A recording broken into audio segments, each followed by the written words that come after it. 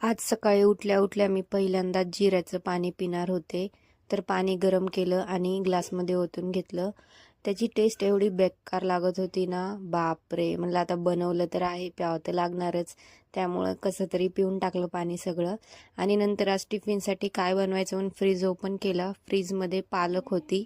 मग पालकाची भाजी तर नको म्हणून मग मी दुसरं काहीतरी बनवा म्हणून पालक थोडा गरम पाण्यामध्ये गरम केला आणि त्यानंतर मिक्सरमध्ये कोथिंबीर, जिरे, लसूण आणि पालक असं मिक्सरमध्ये लावून घेतलं. त्यानंतर मग गव्हाचं पीठ, डाळीचं पीठ आणि ज्वारीचं पीठ असं सगळं घेतलं. त्यामध्ये जिरे, ओवा आणि थोडेसे तीळ टाकले आणि हळद टाकली आणि ते सगळं मिश्रण असं मळून घेतलं. त्याच्यानंतर मग त्याच्या छोट्या छोट्या पुऱ्या केल्या आणि मस्त फ्राय करून घेतल्या.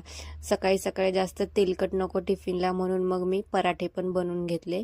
तर अशा प्रकारे आपलं पालक पुरे आणि पराठे रेडी आहेत टिफिनसाठी. मग मी नंतर रेडी झाले आणि नंतर थोडासा नाश्ता करावा म्हणून खायला घेतलं. तर खरंच खूप छान लागत होतं. तुम्हालाही आवडली असेल रेसिपी तर नक्की ट्राय करा. व्हिडिओ आवडला असेल तर लाईक करा, शेअर करा आणि चॅनलला सबस्क्राईब करा. Bye bye.